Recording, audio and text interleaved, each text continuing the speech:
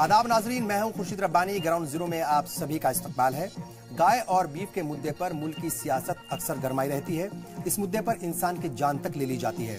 लेकिन इसी दौर में जब बीफ एक्सपोर्ट से जुड़े कुछ आदाद शुमार सामने आते हैं तो बताते हैं कि बीफ एक्सपोर्ट के मामले में हमारा मुल्क पहले पायदान पर है।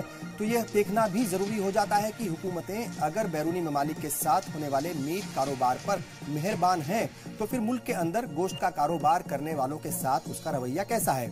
ग्राउंड जीरो में आज बात उन्हीं कारोबारियों की करेंगे और बात होगी कि किस तरीके से ये कारोबारी जो है परेशान है। साथ ही बात करेंगे कि मुल्क के अंदर ही मीट का जो छोटा मोटा कारोबार करते हैं क्या उनके हालात हैं, क्योंकि जब से उत्तर प्रदेश या फिर दूसरे सूबों में बीजेपी की हुकूमत आई तब से लगातार ये शिकायतें भी आने लगी कि गोश्त के कारोबार से जुड़े छोटे कारोबारियों को परेशान किया जाता रहा है। यूपी समेत उत्तर प्रदेश समेत कई सूबों की सरकारों ने गोश्त के कारोबार के लिए कई नियम भी बनाए, लेकिन सवाल यह है कि आखिर बीफ मुद्दे पर सरकारों का दोहरा रवैया क्यों होता है। आज ग्राउंड जीरो में गोश्त के कारोबार से जुड़े छोटे कारोबारियों की परेशानियों पर एक अहम रिपोर्ट आपको दिखाएंगे और बताएंगे कि बीफ के बड़े कारोबारी कैसे मजे में हैं। ये बात अब किसी से छिपी नहीं है कि मौजूदा वक्त में गोश्त का कारोबार जिंदगी के लिए जोखिम भरा बन गया है। यूपी में जब योगी हुकूमत बनी तब सरकार की तरफ से बूचड़खानों और इस कारोबार से जुड़े लोगों पर बड़ी सख्त कार्रवाई की गई थी। अब सवाल यह है कि जिस वक्त मीट एक्सपोर्टर के तौर पर दुनिया भर में हम नंबर 1 पर हैं, तो ठीक उसी वक्त गोश्त का कारोबार करने वाले छोटे कारोबारियों के हालात कैसे हैं। क्या उनके हालात बेहतर हुए कि नहीं, या फिर उनकी परेशानियां और ज्यादा बढ़ गई हैं। पेश है गोश्त के छोटे कारोबारियों के हालात को टटोलती आज की ग्राउंड जीरो रिपोर्ट। आए दिन क्या कहते हैं, पुलिस दबिश मारती रहती है कि ऐसा मत करो ऐसा मत करो। ये बताओ किस तरह से इंसान पेट भरेगा। जो उनका हजारों साल से कारोबार चला आ रहा था उसके बंद होने से उनके ऊपर ये असर पड़ा है कि उनके बच्चों की तालीम सही तरीके से नहीं हो पाई। पुश्तैनी तौर पर दहाइयों से गोश्त काटने और बेचने का काम करने वाले देवबंद के लोगों ने अपने काम को ही बदल दिया। कोई रिक्शा चला रहा है तो कोई सब्जी बेचकर अपना और अपने परिवार का पेट भर रहा है। वजह साफ है कि अगर इस काम में जिंदगी का जोखिम है तो वहीं हुकूमत भी इन लोगों का साथ देने को राजी नहीं।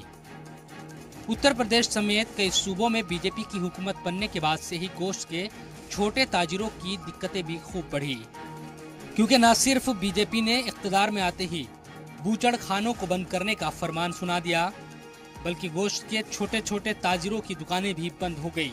हालांकि गुजरते वक्त के साथ साथ नियम कानून के मुताबिक कुछ दुकानें खुली भी, लेकिन लोगों की दिक्कतें कम नहीं हुई।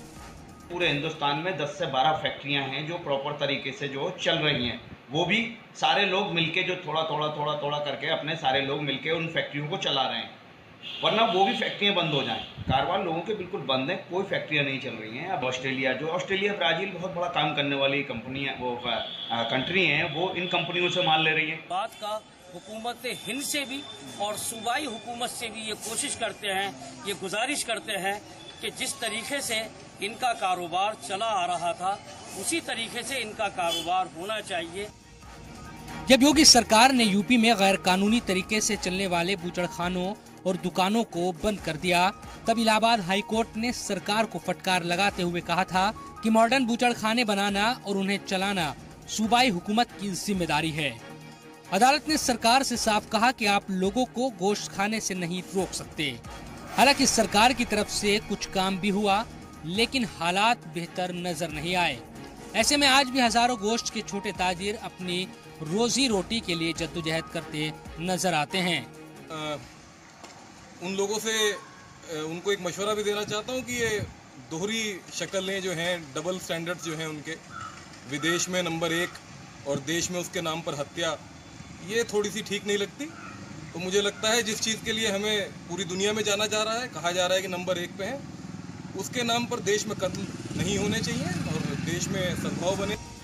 सवाल ये उठाए जा रहे हैं कि जब सरकार बड़े गोश्त के ताजिरों के साथ हमेशा खड़ी दिखती है और बाकायदा उनको सब्सिडी दी जाती है ताकि वो अपने गोश्त को गैर मुल्कों में एक्सपोर्ट कर सके, तो अपने मुल्क के छोटे ताजिरों को क्यों अनदेखा किया जा रहा है।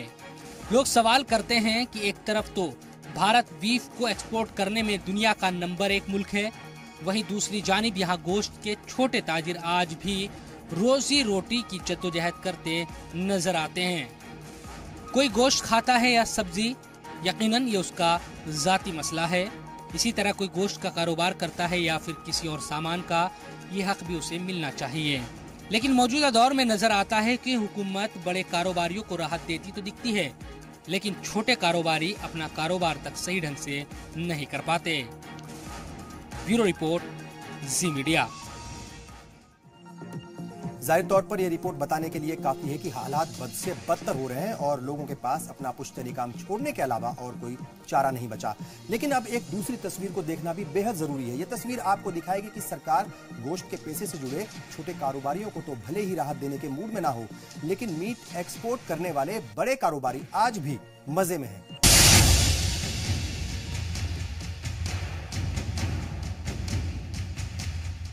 मुल्क कोई भी हो, वेज और नॉन वेज दोनों ही तरह के खाने के शौकीन हर जगह होते हैं। हिंदुस्तान में भी तकरीबन 70% आबादी गोश्त खाती है। मुर्गा, बकरा, भैंस, मछली का गोश्त आपको हर बड़े शहर में आसानी से मिल जाता है। लेकिन मौजूदा दौर में मुश्किल यही आन पड़ी है कि गोश्त के कारोबारियों को आज जिंदगी जोखिम में डालकर काम करना पड़ रहा है। जमीन पर सच्चाई देखने से पता चलता है कि हुकूमत बीफ को एक्सपोर्ट करने में लगातार दिलचस्पी दिखा रही है और गोश्त के नाम पर होने वाली तमाम सियासत के बावजूद आज हिंदुस्तान दुनिया में गोश्त को एक्सपोर्ट करने में नंबर 1 पर है। यानी जिस देश में बीफ और गौहत्या के मुद्दे पर भीड़ तशद्दुद की शर्मनाक वाकयात को अंजाम दे रही है, उसी दौर में भारत में बीफ के सालाना कारोबार की रकम करीब 27,000 करोड़ रुपए है। भारत पूरे दुनिया में भैंस के मांस का सबसे बड़ा एक्सपोर्टर है, लेकिन भारत में बीफ की खपत महज 3.89% ही है, जबकि अमेरिका, ब्राजील, यूरोपीय संघ और चीन में पूरे विश्व का करीब 58% बीफ खाया जाता है। इससे अंदाजा लगाना ज्यादा मुश्किल नहीं कि हुकूमत गैर मुल्कों के साथ गोश्त की तिजारत जमकर कर रही है, लेकिन हमारे मुल्क के छोटे मीट कारोबारी आज अपना पुश्तैनी काम छोड़ने को मजबूर हो रहे हैं। भारत में कुल 3,600 बूचड़खाने सिर्फ कॉरपोरेशन के जरिए चलाए जाते हैं। इनके अलावा 22 बूचड़ स्टॉक एक्सपोर्ट्स एसोसिएशन के जरिए चलाए जाते हैं, जहां से सिर्फ बीफ एक्सपोर्ट होता है। 32 ऐसे बूचड़खाने हैं जो मरकजी हुकूमत के एक महकमे के तहत चलते हैं। महाराष्ट्र, पंजाब और उत्तर प्रदेश 3 ऐसे सूबे हैं जहां से सबसे ज्यादा भैंस के मांस का एक्सपोर्ट होता है। अब सवाल ये है कि जब सरकार को मीट के एक्सपोर्ट से कोई दिक्कत नहीं है और वो उससे करोड़ों कमा रही है, तो फिर देश के अंदर इस कारोबार से जुड़े छोटे छोटे कारोबारियों के लिए क्यों बेहतर माहौल नहीं तैयार किया जाता? क्यों आज देश के अंदर गोश्त का कारोबार करने वाले लोगों के लिए जान का जोखिम बना हुआ है? और क्यों उत्तर प्रदेश जैसे सूबे में इस कारोबार से जुड़े हजारों लोग अपना काम छोड़कर भूखे मरने या फिर दूसरा काम करने को मजबूर है? ब्यूरो रिपोर्ट, जी सलाम। जाहिर तौर पर यह पूरी रिपोर्ट बताती है कि बीफ के मसले पर हुकूमत का दोहरा रवैया है। इसके ऊपर कहीं ना कहीं गौर व फिक्र करने की जरूरत है। बहरहाल ग्राउंड जीरो में यहाँ रुकेंगे एक छोटे से ब्रेक के लिए। हम बहुत जल्द हाजिर होंगे। बहुत सारी चीजें हैं जिन्हें आपको जानना बेहद जरूरी है। बने रहिए हमारे साथ।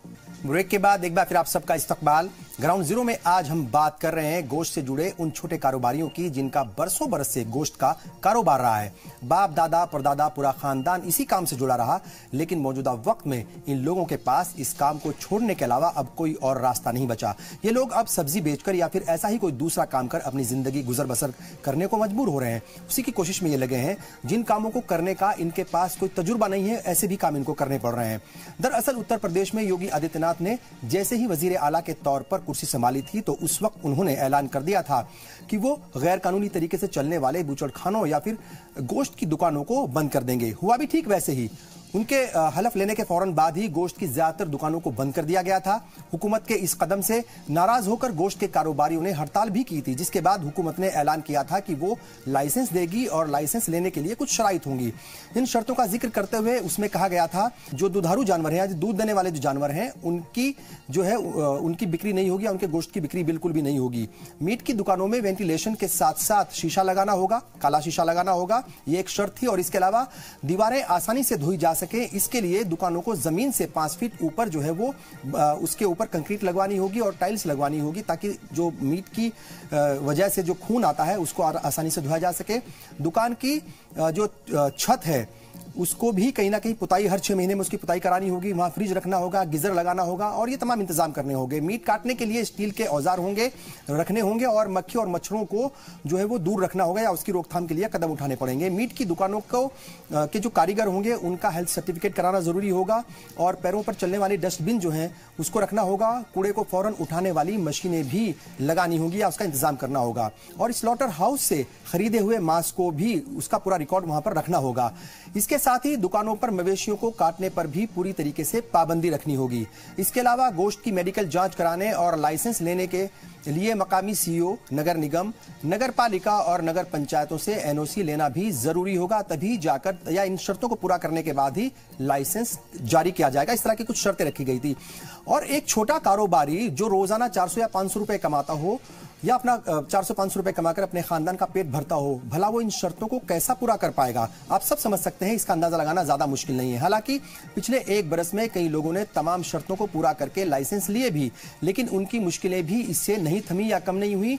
कई कारोबारी शिकायत करते हैं कि उनको अलग अलग तरीके से परेशान किया जा रहा है, जिसकी वजह से आज उन्हें अपना पुश्तैनी काम छोड़ने को मजबूर होना पड़ रहा है। आज गोश्त के कारोबारी जो है वो मजहब के चश्मे से उनको देखा जा रहा है या गोश्त के कारोबार को मजहब के चश्मे से देखा जाने लग गया है। इसीलिए आपके लिए जानना भी बेहद जरूरी है कि इस वक्त हिंदुस्तान में जो एक्सपोर्ट होने वाला गोश्त है उससे जो जुड़े कारोबारी हैं वो मुसलमान भी है कि नहीं, या फिर कौन सी वो मजहब के लोग हैं। मुल्क के 4 सबसे बड़े मीट एक्सपोर्टर्स की अगर हम बात करें तो उनका ताल्लुक हिंदू मजहब से है। अल कबीर एक्सपोर्टर्स के मालिक सतीश हैं और अतुल सभरवाल हैं। वहीं अरेबियन एक्सपोर्ट्स के मालिक सुनील करन हैं और MKR फ्रोजन फूड्स को मदन एबट चलाते हैं और PML इंडस्ट्री को MS बिंद्रा चला रहे हैं। मुश्किल इस बात की भी ज्यादा है कि एक तरफ सरकार बीफ एक्सपोर्ट को बढ़ावा दे रही है तो वहीं दूसरी तरफ मुल्क में इस पर जमकर सियासत भी हो रही है। गाय के नाम पर लोगों को मार दिया जाता है।